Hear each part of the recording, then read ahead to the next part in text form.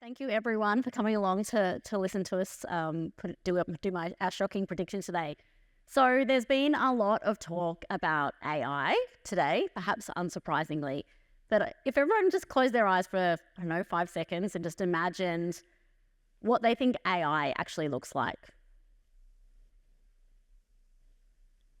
And I reckon most of you in this room probably thought of something like this. I was going to put a picture of Arnie with only half her face from Terminator 2, but I didn't want to scare my childhood self. So this is what most people think AI looks like.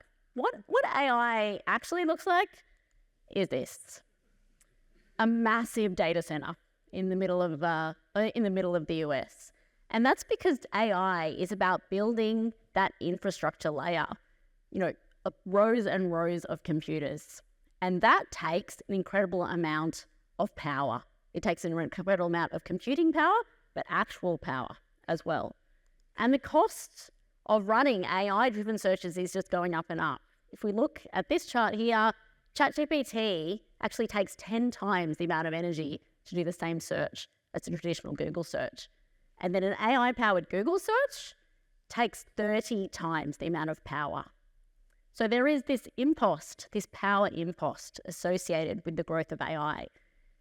Power is actually not that big a deal in the context of the total amount of money that's going to be spent on AI.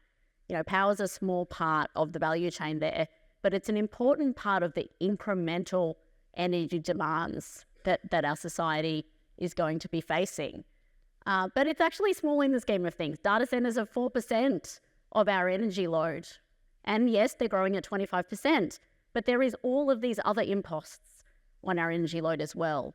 Reshoring of manufacturing, EV charging stations, the emerging middle class, buying an air conditioner for the first time, heat waves, hydrogen-generated fuel, transport, and of course the investment in renewables as well. Because not only is our energy load going up over time, it also needs to be renewable. So there's this double problem to solve.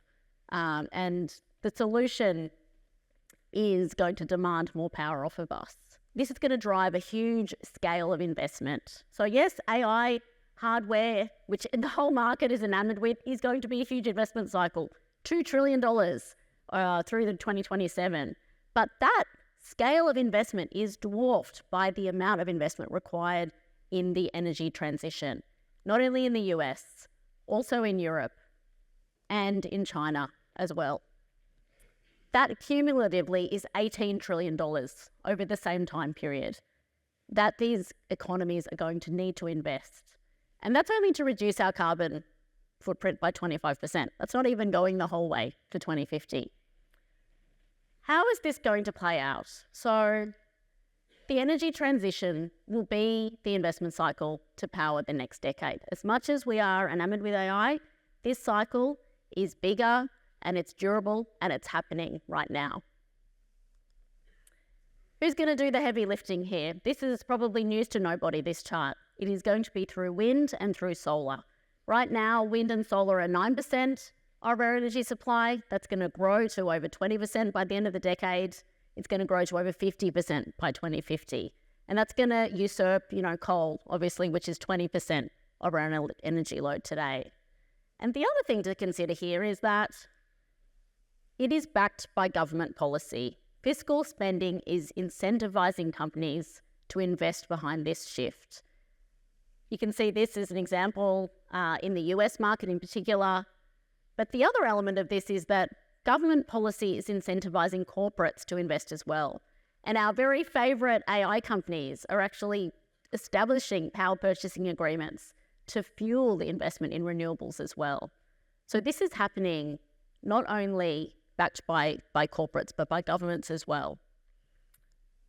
And it is a global phenomenon. Those blue and green bars are the US and Europe, and of course that investment in renewables is going to step up, as we well know.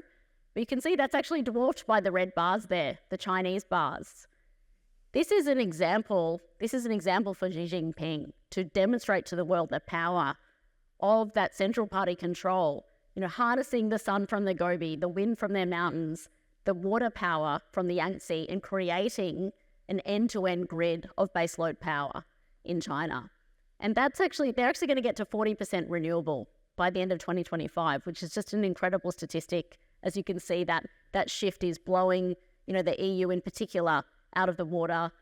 And they need to do this because there's a cost issue here. And they're actually also, their need for energy is going up and up. They're actually adding 70% of Japan's total power usage, they're adding to their base every single year. But this is not just about jumping on a bandwagon, yet another investment theme that's going to be enormous, and the scale of investment is huge. And it's the classic way that investors can, get exuberant and tend to overpay. What we're looking to do here is take that pragmatic value approach, find value opportunities across the value chain of an investment cycle. There's a few key ways we can do that through enabling materials, beneficiaries of investment in sustainable materials, through power utilities where they'll get a regulated return on investment in that renewable power space, as well as enabling technology, providers of the products and solutions to address our energy needs. And there are here and now opportunities that we can participate in across that value chain, enabling materials such as copper and aluminium, investment in power utilities that will get that regulated return on the investment, and of course, enabling technology, be it grid investments in China, investments in factory automation, smart infrastructure, the making of EV, charging station infrastructure, as well as companies that are involved in hybrids. And to sort of bring that to life, let's not overpay, electric vehicles, the elephant in the room. This is an area where people have gotten really excited in the past. And, let's just go for the jugular here, with the head-to-head of Tesla versus Hyundai. You don't have to overpay to participate in these investment trends, even if there's this big investment, exciting tailwind to be found. 75 times there for Tesla.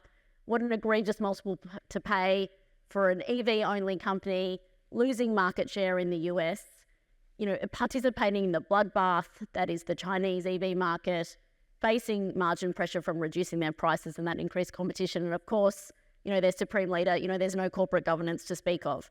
You can pay less than 5 times for Hyundai, has that all-weather powertrain portfolio, has that EV exposure, but importantly, that hybrid exposure as well, which is gaining share as we make this transition to battery-based technology. They're present in 200 countries around the world, in countries like India, which are growing, in places like the US, which are growing, and there's a capital return story attached as well. So the reminder here is that you should pay the right price for exposure to these trends and not overpay. Just to bring that together, the energy transition is a multi-trillion-dollar opportunity. It's bigger than that of AI, and it's being unappreciated by the market. It is global in nature. It's being backed by corporates. It's being backed by government investment. And there is compelling valuations to be found across that whole value chain. Thanks very much.